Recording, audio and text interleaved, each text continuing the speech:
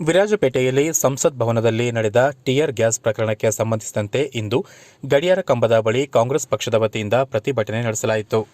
ರಾಜ್ಯ ಕಾಂಗ್ರೆಸ್ ವಕ್ತಾರರಾದ ಸಂಕೇತ್ ಪೂವಯ್ಯ ಇದೇ ಸಂದರ್ಭ ಮಾತನಾಡಿ, ದೇಶದ ಸಂಸತ್ ಭವನ ದೇಶದ ಆಡಳಿತ ವ್ಯವಸ್ಥೆಯನ್ನು ಪರಿಹರಿಸುವ ದೇವಾಲಯ.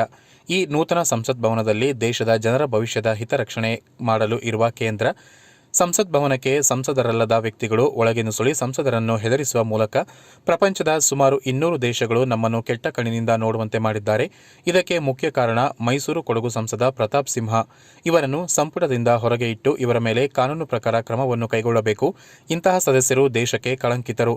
ಇಂತಹವರನ್ನು ರಕ್ಷಿಸುವ ರಕ್ಷಣಾ ಮಂತ್ರಿ ಅಮಿತ್ ಶಾ ಇವರನ್ನು ಸಂಪುಟದಿಂದ ವಜಾಗೊಳಿಸಬೇಕು. ಅಲ್ಲದೆ ಭದ್ರತೆ ಒದಗಿಸಲು ವಿಫಲರಾದ ರಕ್ಷಣಾ ಸಚಿವ ಅಮಿತ್ ಶಾ ತಮ್ಮ ಸ್ಥಾನಕ್ಕೆ ರಾಜೀನಾಮೆ ನೀಡಬೇಕು.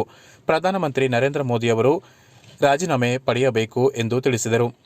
ಪ್ರತಾಪ್ ಸಿಂಹ ಅವರು ನಮ್ಮ ಸಮಸ್ಯೆಗಳಿಗೆ 2 ಅವಕಾಶ ಸಿಕ್ಕಿದಾಗಲೂ ಕೂಡ ಮೋದಿಯವರದೇ ಸರ್ಕಾರ ಇದ್ದರೂ ಕೂಡ ನಮ್ಮ ಸಮಸ್ಯೆಗಳು ಬಂದಂಥ ಸಂದರ್ಭದಲ್ಲಿ ಕೊಡಗು ಜಿಲ್ಲೆಗೆ ಮೈಸೂರು ಭಾಗಕ್ಕೆ ಬಂದಾಗ ಭಾವನಾತ್ಮಕವಾಗಿ ಮಾತನಾಡ್ತಕ್ಕಂಥದ್ದು, ಜಾತಿ ಮದುವೆ ಜಾತಿ ಮತ್ತು ಧರ್ಮದ ನಡುವೆ ವೈಷಮ್ಯ ತರ್ತಕ್ಕಂಥದ್ದು, ಸಮಾಜವನ್ನು ಒಡೆಯತಕ್ಕಂಥದ್ದು, ಒಂದು ಉತ್ತಮ ಸಮಾಜ ನಿರ್ಮಾಣ ಮಾಡೋದಕ್ಕೆ ಅಡಚಣೆ ಆಗ್ತಕ್ಕಂಥ ಕೆಲಸವನ್ನು ಏನು ಮಾಡ್ಕೊಂಡು ಬಂದಿದ್ದಾರೆ. ಮತ್ತು ಸಮಸ್ಯೆಗಳನ್ನು ಇಲ್ಲಿನ ಚರ್ಚೆ ಮಾಡುವಂಥ ಸಂದರ್ಭದಲ್ಲಿ ಲೋಕಸಭೆಯಲ್ಲಿ ಏನು ಮೌನವ್ರತವನ್ನೇ ಆಚರಣೆ ಮಾಡ್ಕೊಂಡು ಬಂದಿದ್ದಾರೆ. ನಾವು ಹೇಳ್ತಾನೆ ಬಂದಿದ್ದೇವೆ, ಇವರು ನಿಷ್ಕ್ರಿಯರು ಮಾತ್ರ ಅಲ್ಲ, ಅತ್ಯಂತ ಬೇಜವಾಬ್ದಾರಿ ಸಂಸದ ಅಂತ ಹೇಳ್ತಕ್ಕಂಥದ್ದು. ಅದನ್ನು ಅವರು ಏನು ಈ ಅನುಮತಿಯನ್ನು ಈ ಪಾಸ್ಗಳನ್ನು ವಿತರಣೆ ಮಾಡ್ತಕ್ಕಂಥ ಸಂದರ್ಭದಲ್ಲಿ ಅತ್ಯಂತ ಬೇಜವಾಬ್ದಾರಿಯಲ್ಲಿ ಅದನ್ನು ಮಾಡಿದಂಥದ್ದು. ಮತ್ತು ಈ ಏನು ಸಾವಿರಾರು ಕೋಟಿ ಖರ್ಚು ಮಾಡಿ ಏನೋ ಹೊಸದಾಗಿ ಒಂದು ಸಂಸದ ಭವನವನ್ನು ಕಟ್ಟಿದ್ದಾರೆ, ಅಲ್ಲಿಗೆ ಭದ್ರತೆಯನ್ನು ಒದಗಿಸೋದಕ್ಕೆ ಈ ಏನು ಭಾರತೀಯ ಜನತಾ ಪಕ್ಷದ ಸರ್ಕಾರ ವಿಫಲವಾಗಿದೆ. ಈ ಹಿನ್ನೆಲೆಯಲ್ಲಿ ನೋಡಿ, ನೇರವಾಗಿ ನಾವು ಒತ್ತಾಯ ಮಾಡ್ತಾ ಇದ್ದೇವೆ, ತನಿಖೆಗೆ ನೀವು ಆದೇಶ ಮಾಡಿದ್ದೀರಲ್ವಾ, ಪ್ರತಾಪ್ ಸಿಂಹ ಮೂಲ ಕಾರಣ ಅಲ್ವಾ, ಪ್ರತಾಪ್ ಸಿಂಹನನ್ನು ಬಂಧಿಸಿ. ಇವಾಗ ಪ್ರತಾಪ್ ಸಿಂಹನಿಂದ ನಿಮಗೇನಾದರೂ ಭಾರತೀಯ ಜನತಾ ಪಕ್ಷಕ್ಕೆ ನೈತಿಕತೆ ಇದ್ದರೆ ಪ್ರತಾಪ್ ಸಿಂಹನನ್ನು ಬಂಧಿಸಿ ಅವರನ್ನು ಏನು ಉಚ್ಚಾಟನೆ ಮಾಡ್ತಕ್ಕಂಥದ್ದು ಪಕ್ಷದಿಂದ ಆ ಕೆಲಸವನ್ನು ಮಾಡಿ, ಮತ್ತೆ ತನಿಖೆ ಮುಗಿಯೋ ತನಕ ಅವರಿಗೆ ಯಾವುದೇ ರೀತಿಯಲ್ಲೂ ಕೂಡ ಯಾವುದೇ ಸವಲತ್ತನ್ನು ಸಿಗದೇ ಇರುವಂಥ ರೀತಿಯಲ್ಲಿ ನೋಡ್ಕೊಂಡು. ಬ್ಲಾಕ್ ಕಾಂಗ್ರೆಸ್ ಅಧ್ಯಕ್ಷರಾದ ರಂಜಿ ಪೂಣಚ್ಚ ಮಾತನಾಡಿ, ವಿಧಾನಸೌಧ ಸಂಸತ್ ಭವನದಲ್ಲಿ ಒಂದು ಸೂಜಿಯನ್ನು ಕೂಡ ತೆಗೆದುಕೊಂಡು ಹೋಗುವಂತಿಲ್ಲ. ಅಂಥದ್ದರಲ್ಲಿ ಮೈಸೂರು ಮತ್ತು ವಿವಿಧ ರಾಜ್ಯದ ಕೆಲವು ವ್ಯಕ್ತಿಗಳು ಸಂಸದ ಪ್ರತಾಪ್ ಸಿಂಹ ಅವರು ನೀಡಿದ ಪಾಸ್ ತೆಗೆದುಕೊಂಡು ಸಂಸತ್ ಭವನದ ಒಳಗೆ ನುಗ್ಗಿ ಈ ರೀತಿಯ ಕೃತ್ಯ ನಡೆಸಿದ ಬಗ್ಗೆ ಆತಂಕ ವ್ಯಕ್ತಪಡಿಸಿದರು. ಇವಾಗ ಹೊಸ ಕಟ್ಟಡವನ್ನು ಕಟ್ಟಿದ್ದಾರೆ, ಅದರಲ್ಲಿ ಯಾವ ಬರೀ ಏನು ಅನಾಚಾರಕ್ಕೊಂದು ಕಾರಣವಾಗಿದೆ. ಯಾಕೆಂದರೆ ನಿನ್ನೆ ಎಷ್ಟೋ ಸಂಸತ್ ಸದಸ್ಯರು ಅಲ್ಲಿ ಒಂದು ಮೀಟಿಂಗ್ ಮಾಡುವಾಗ ಒಂದು ಪರ್ಮಿಷನ್ ಯಾವುದೋ ಒಂದು ಇಲ್ಲದೆ ಒಂದು ಭದ್ರತಾ ವೈಫಲ್ಯದಿಂದ ಅವರು ಒಳ ನುಗ್ಗಿ ಅವರು ಒಂದು ಟಿಯರ್ ಗ್ಯಾಸ್ ಅನ್ನು ಸ್ಫೋಟಿಸಿದ್ದಾರೆ. ಅದರಿಂದ ಅದು ಖಂಡನೀಯ. ಪ್ರತಾಪ್ ಸಿಂಹ ಖಂಡನೀಯ. ನಮ್ಮ ನರೇಂದ್ರ ಮೋದಿ ಸರ್ಕಾರವು ಸಹ ವಜಾಗೊಳಿಸಬೇಕು. ಯಾಕಂದರೆ ಹೊಸದಾಗಿ ಕಟ್ಟಿರೋದ ಪಾರ್ಲಿಮೆಂಟ್, ಹಳೆ ಪಾರ್ಲಿಮೆಂಟ್ ಅಲ್ಲ, ಅದು ಯಾವ ಪದ್ಧತಿಯಿಂದ ಕಟ್ಟಿಲ್ಲ. ಅದರಿಂದ ಇವತ್ತು ಆಗಿದೆ ಅಂತ ನಾನು ಒತ್ತಾಯ ಮಾಡ್ತೀನಿ. ಪ್ರತಾಪ್ ಸಿಂಹ ರಿಸೈನ್ ಮಾಡಬೇಕು, ಮೋದಿ ಸರ್ಕಾರವನ್ನು ವಜಾಗೊಳಿಸಬೇಕು. ಪುರಸಭೆ ಸದಸ್ಯರಾದ ಮೊಹಮ್ಮದ್ ರಾಫಿ ಮಾತನಾಡಿ, ಇದೇ ಕ್ರೌರ್ಯವನ್ನು ಒಂದು ವೇಳೆ ಕಾಂಗ್ರೆಸ್ ಕಾರ್ಯಕರ್ತರು ಮಾಡಿದ್ದರೆ ಬಿಜೆಪಿ ಕಾರ್ಯಕರ್ತರು ವಿವಿಧ ರೀತಿಯಲ್ಲಿ ಪ್ರತಿಭಟನೆ ನಡೆಸುತ್ತಿದ್ದರು. ದೇಶದ ಭಕ್ತಿಯ ನಾಟಕವಾಡುವ ಇವರು ಡೋಂಗಿಗಳು.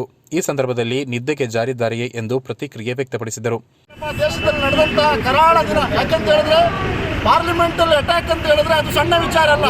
ಬಿಜೆಪಿ ಅವರಿಗೆ ಅದು ಬಿಜೆಪಿಯ ಸಂಸದ ಪಾಸ್ ಕೊಟ್ಟ ಅಂತ ಹೇಳಿ ಅವರಿಗೆ ಬಹಳ ಸಸಾರವಾಗಿದೆ. ಅದು ಇನ್ ಕೇಸ್ ಯಾವುದಾದ್ರೂ ಒಂದು ಕಾಂಗ್ರೆಸ್ನ MP ಅಲ್ಲ ಇತರ ಪಕ್ಷಗಳ MP ಅವರು ಕೊಟ್ಟಿದ್ರೆ ನಿನ್ನೆಯಿಂದಲೂ ಬಿಜೆಪಿ ಅವರು ಭರತನಾಟ್ಯ, ಯಕ್ಷಗಾನ, ರಸ್ತೆಯಲ್ಲಿ ಉರುಳಾಟ, ನರಳಾಟ ಎಲ್ಲ ಶುರುವಾಗ್ತಾ ಇತ್ತು. ಇವತ್ತು ಅವರೆಲ್ಲ ದೇಶಭಕ್ತರು, ಡೋಂಗಿ ದೇಶಭಕ್ತರು ಬಿಜೆಪಿ ಅವರು ಎಲ್ಲ ಆರಾಮಾಗಿ ಮನೇಲಿ ನಿದ್ರೆ ಮಾಡಿದ್ದಾರೆ. ಯಾರೋ ಅಮಾಯಕರು ಮಾಡಿದ್ದಾರೆ, ಇನ್ನೊಂದು ಮಾಡಿದ್ದಾರೆ ಅಂತ ಹೇಳಿ ಅವರವರಿಗೆ ಅವ್ರ ಮನಸ್ಸಿಗೆ ಸಮಾಧಾನ ತಗೊಳ್ತಾ ಇದ್ದಾರೆ. ಆದರೆ ನೈಜ ಭಾರತೀಯರಿಗಂತೂ ಅತ್ಯಂತ ಬೇಸರದಿಂದ ಇಷ್ಟು ಒಂದು ರಕ್ಷಣೆ, ದೇಶವನ್ನು ಆಳುವಂಥ 540 ಸಂಸದರು ಕೂರುವಂಥ ಈ ದೇಶದ ಇತಿಹಾಸವನ್ನು ಬರೀಬೇಕಾದಂಥ ಪಾರ್ಲಿಮೆಂಟ್ನಲ್ಲಿ ಅಟ್ಯಾಕ್ ಮಾಡಿದ್ರೆ ನಮ್ಮಂಥ ಸಾಧಾರಣ ವ್ಯಕ್ತಿಗಳಿಗೆ ಯಾವ ರಕ್ಷಣೆ ಈ ದೇಶದಲ್ಲಿ ಇವರಿಗೆ ಕೊಡಲಿಕ್ಕೆ ಸಾಧ್ಯ?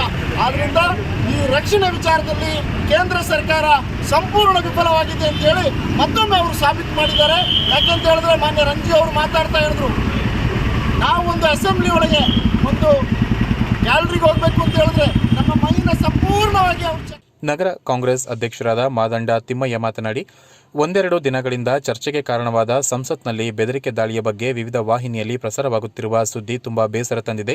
ಕೊಡಗಿಗೆ ಯಾವುದೇ ಅನುದಾನ ತರದೆ ಕೇವಲ ಚುನಾವಣೆ ಸಮಯದಲ್ಲಿ ಮಾತ್ರ ಕೊಡಗಿಗೆ ಭೇಟಿ ನೀಡಿ ಮೂಗಿಗೆ ಬೆಣ್ಣೆ ಸವರುವ ಪ್ರತಾಪ್ ಸಿಂಹ ನಮ್ಮ ಸ್ಥಳೀಯ ಶಾಸಕರು ಕಳೆದ 5 ತಿಂಗಳಲ್ಲಿ ಮಾಡಿದ ಕಾರ್ಯ ಇವರಿಗೆ 10 ವರ್ಷಗಳಲ್ಲಿ ಮಾಡಲು ಸಾಧ್ಯವಾಗಲಿಲ್ಲ.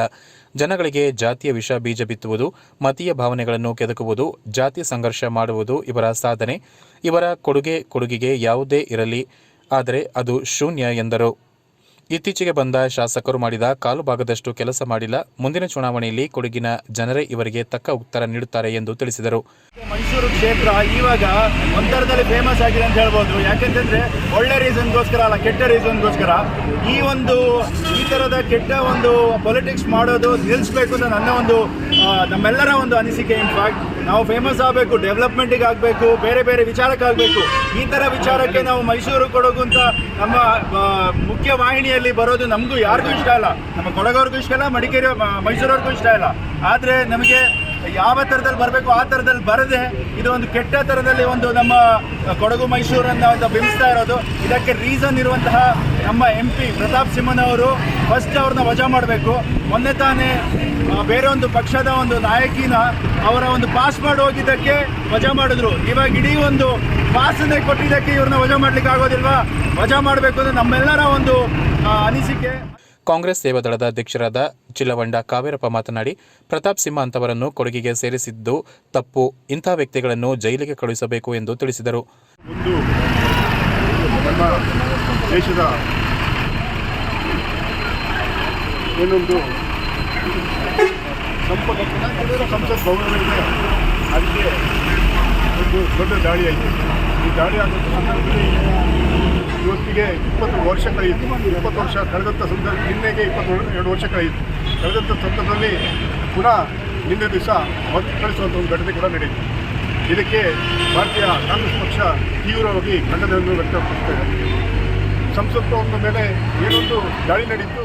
ಪ್ರತಿಭಟನೆ ವೇಳೆ ಪ್ರತಾಪ್ ಸಿಂಹ ಅವರ ಭಾವಚಿತ್ರಕ್ಕೆ ಬೆಂಕಿ ಹಚ್ಚಲಾಯಿತು. ಪ್ರತಿಭಟನೆಯಲ್ಲಿ ಪುರಸಭೆ ಸದಸ್ಯರಾದ DP ರಾಜೇಶ್, ಮತೀನ್, ಮರ್ವಿನ್, ಲೋಬೋ, ರಕ್ಷಿತ್ ಚೆಂಗಪ್ಪ, ಗೋಪಾಲಕೃಷ್ಣ, ಜೋಕಿಂ, ಶಬೀರ್, ಕೋಲುಮಂಡ ರಫೀಕ್, ಮಹದೇವ ಸೇರಿದಂತೆ ಮತ್ತಿತರ ಕಾಂಗ್ರೆಸ್ ಮುಖಂಡರು, ಕಾರ್ಯಕರ್ತರು ಭಾಗವಹಿಸಿದ್ದರು.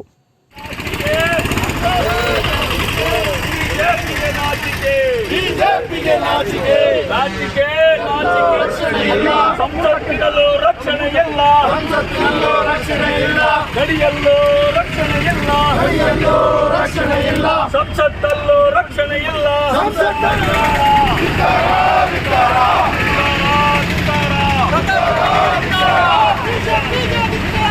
ಬಿಜೆಪಿಗೆ ಧಿಕ್ಕಾರ.